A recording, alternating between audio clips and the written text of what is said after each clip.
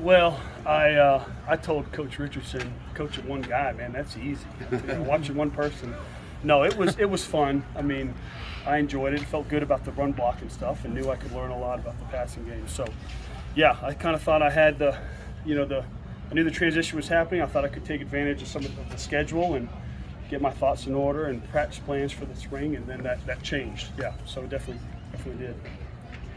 How's the center situation going right now? Well, I couldn't be more proud of Will Putnam. Can't brag on him enough. I mean, he's done an amazing job. From the minute we had that conversation, he's been out here whenever they're able to throw it on their own. He's been snapping with DJ and getting the younger guys out here, and so he's had very few snap issues. And then from a technique standpoint, he's doing a phenomenal job. So he's a natural, and he's done a great job. Very selfless guy, and there's not a tougher kid on our team, playing with a little bit of an ankle issue, but he's not going to miss anything. For you did that same kind of move when you played. How you helped him with that transition? Well, I think when the worst thing as a center is when you make a bad snap, right? Because then everyone who's around you has an opinion on how to fix it. And so I think I've experienced that. I've success and failure, right? I've had bad snaps, and so, hey, refocus. Here's your process. Here's what you can do to fix it. And one thing I'll say about Will is he can self-correct himself. I think when guys make that transition, they don't always know when they have a bad snap, and if they do, where it goes. But he knows, hey, that was low, that was high. So he's doing a really good job. If there's an ideal in your mind, is it that he establishes himself as the guy, or that Trent Howard or Ryan comes along and? Yeah, well, I mean, we got to get a best five on the field, So whether that's with Putt at center and someone else at guard, or whether that's Putt going to guard and Trent or Ryan coming on. Those guys, Trent and Ryan, have done really well, and they've been working really hard.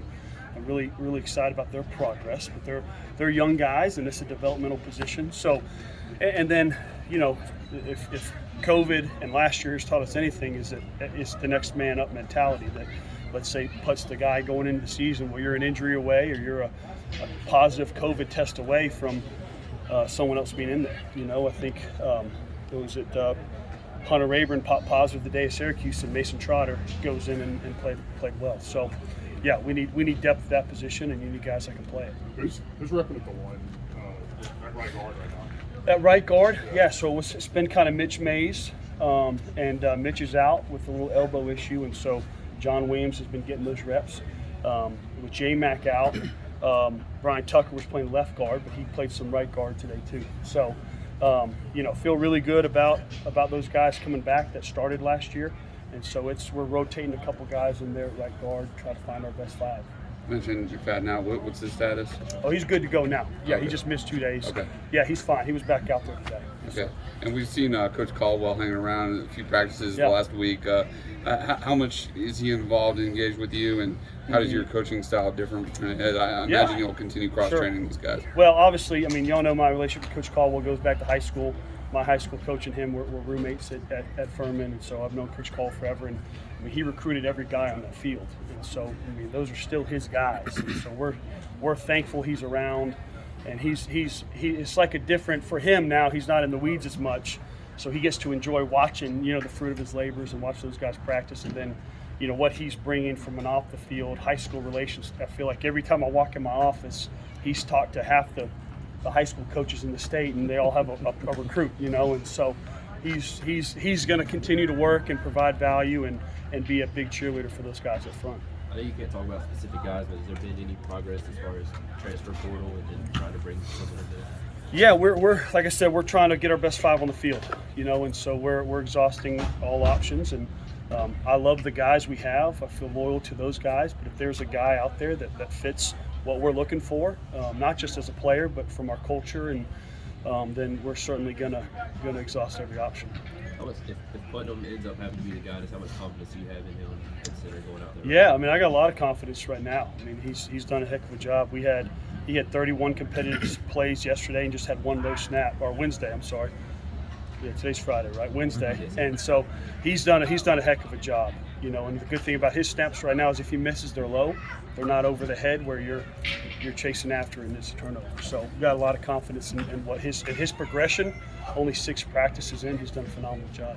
As far as like the calls and stuff, is he doing okay with that aspect? Yeah, I mean, you know, he's a smart football player. He's played a lot, and so he knew those calls at guard. You know, I think, and that's where the benefit of cross training is. It teaches you the big picture.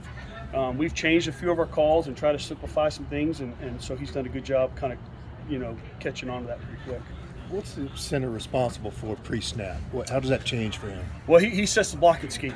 You know, so he IDs based if it's run or pass, who the zone combination or the gap scheme combination is going to. If it's a pass, who we're IDing and sliding to, and everyone else sets their combination blocks off of his point. So if he's wrong, we're all wrong. And so at guard, as a young player, now as an older player, he knows the points, but young guys, you know, he tells them what to do basically. You know, so it all starts with the center, and then the quarterback, you know, really verifies that. How about the relationship and the chemistry between the center and the quarterback? How important is that compared to? Yeah, they've got to see things the same way. You know, I think, and that's like Putt's put in the work. He's worked hard with DJ to get extra snaps, and you know, I think they're getting some extra film study in. You know, especially from a protection standpoint, as we get into game prep and how we want to ID protections that week. Those guys got to be on the same page, you know, and communicate well. I know you assisted Coach Caldwell last season. How crazy was it just with all the moving pieces that you had to move around, trying to find a starting center, just the different lineups from week to week? Yeah, you know, it's not ideal. Certainly not ideal. But that's why you cross-train guys. You know, Coach Caldwell did as good a job as anybody in cross-training and trying to constantly get your best 5 guys on the field. I think, you know, for me, philosophically, it's cross-training enough to give yourself options, but also not cross-training to a degree that guys don't feel confident in one position. You know, so I think it's, you know, what are your best 5 guys, and then what's the best position for each guy, and then where does he add depth, you know, in a cross-training standpoint. So being able to watch Coach Caldwell, you know, navigate that in the past has been helpful for me for sure. What is your coaching style, and how are you different than Coach Caldwell, and how you want to put your stamp on these guys? Well, I want to be consistent every day. You know, I want to bring the same energy and focus, and I don't want to ride highs and lows of, you know, and so I think these guys deserve my best. And one thing I've always loved about sports, no matter what's going on in your personal life, you know, when you get on the field, you got to clock in and do your job, and it's an escape for that reason. So I'm going to try to bring the juice every day. I think I'm going to try to be consistent with them. I'm going to be fair with them. You know, I think if we have the right kind of guys that don't need my foot up their butt every single day, right? Because my job is to get them to be the best version of themselves, and so I'm going to help them do that. And if we have strong leadership, they should be pushing each other to do that. But I want to be a technician. I mean, I try to pride myself on that as a player. But we want to play with great effort, we want to play with great technique, and we want to play with great toughness. You know, I think those are the 3 things we really want to be as a unit. How was Tate done with his progression since now? Yeah, Marcus has been great. You know, he's really taken steps. I mean, he did a great job getting on the field early, and I think as the season went on, just everything that's involved in being a true freshman in college, you know, I think caught up to him a little bit. And so he's done a great job, and he's another guy that gives you the ability to play multiple positions. With J-Mac missing a practice or 2, he played a lot of left tackle, and so feel very confident in his ability to play tackle or guard. And so he's really, you know, that's a good group. Him and Phil Maffa and Jake Brenningstool and you know, those guys are really tight group of people. Yeah, it's whether it was last year or, you know, just in your time knowing Robbie Caldwell, what is something that you kind of gleaned from him or learned from him that you want to implement now? Well, I think Coach Caldwell's always done a good job of keeping it simple for the guys. You know, I mean, Coach Caldwell's been in more schemes, more offenses. He knows more football, but he does a great job of you know, really boiling it down to the making it as easy for those guys as possible. It's not what we know, it's what they know. And so I think he's always done a good job of that. And those kids love him. I mean, they played hard for him. And so, you know, I think players are a reflection of their coaches. And if they're not playing hard, that's because you're not doing your job as a coach. And if they're playing hard, you're doing your job. Kind of along those same lines, what did you learn from Sean Elliott during your time at Georgia State? Well, I mean, I can't think of a better person to work for than Sean Elliott. we're from the same hometown, but I never really met him until I went down to interview for him. And obviously, he's a great person to work for, and it's a great. Loved coming to work every day for him. Just a great person, great Summers' wife is awesome. And then from an football standpoint, learned a lot from him from a run game standpoint, from just the way to break down defenses and how to try to attack them and how to run the inside zone and the option. I mean, he has a proven track record of doing those things well. And one of the things from Sean is just like, hey, just get them to play hard. I mean, that's that can playing with extreme effort and toughness can overcome deficiencies technique-wise, physically, whatever. So he was a great guy to work for. You came in here with CJ and watched for him for 4 years. How cool was it to see him inducted in the Hall of Fame and now to be coaching with him? Yeah, no, special. I mean, I was fortunate enough to play in the NFL for a few years too, and there wasn't a guy that was more talented than CJ on any team I played for. And then just an unbelievable person, and so that his senior year, he battled that toe injury all year and just showed up and worked and, had a chance to leave early, but wanted to graduate, and so I think he's the epitome of a Clemson man, and it was certainly a pleasure to play with him. What does the offensive line need to do better in 2022? That's a good question. I think consistency. I think we settled in last year to our best group. I think last year we were just young and some injuries, so we've got more experience this time around than we did last year at every place on our offense, and so I think for our veteran guys, it's taking the next step, and then we have some young guys that need to develop. They need to, whether that's losing a little bit of weight, or whether that's gaining a little bit of weight, or whether that's really understanding the finer details of the position, and so we need more functional depth than we had last year, and so that's where that next group of guys has to really step up. Only 6 practices in. What have you seen out of the 2 freshmen? Man, those guys are phenomenal. I mean, I told Coach Caldwell, man, he saved the best for last. Those 2 guys are great. Not just great players, but they check every box. Just phenomenal people, great students, great families. That's the prototype. If you're looking for what you want to recruit moving forward, you want more Colin Sadlers and Blake Millers. So they've done a great job. Blake's been playing with the second team right tackle, really since camp started almost. And then Colin's done a great job playing tackle, and he played some guard today, and feels natural in a 3-point stance. But those guys they're big, they're physical, they're athletic, and they're smart. So you can work with that. Yeah, Marcus came in early last year and was really advanced physically and had a good spring. Do you see them on the same? Certainly, I certainly do. I mean, those guys, they came in and just got to work and earned the respect of their teammates, in the weight room and how they went through off-season workouts, and so they're physically they came in ready to play. Great strength programs, great coaching. Those guys really came in well developed, and they've really picked up on it well. I think our install plan has been manageable for them, and I think they're very few. I think each one of those guys had one mental mistake, in their first scrimmage, which is really good. And Collins came playing guard that he hadn't played yet, and Blake's really wasn't a mental. He made a call, but it was too late. So those guys are doing a phenomenal job. Nick Eason was saying that they want to simplify the defense some. And I know you mentioned simplifying some things on the offensive line. Is that a concerted effort as a staff, or is that just kind of a coincidence? Well, I think one thing, from a defensive standpoint, when they simplify their install, it allows them to work fundamentals and techniques. It also allows us to work fundamentals and techniques. When you have to prepare for every defense imaginable, you have to spend time working on your responsibilities, and it takes away from some of your technique and fundamental stuff. So we certainly want to simplify things, be great. I think if you can simplify things in spring and fall and get great at what you want to be, then it gives you more flexibility in season to add wrinkles and things as it goes on. So certainly plan we're doing it. Still haven't seen 47 blitzes yet. Haven't seen 47 blitzes yet. No, yeah. So it's the shock and awe. It's not no.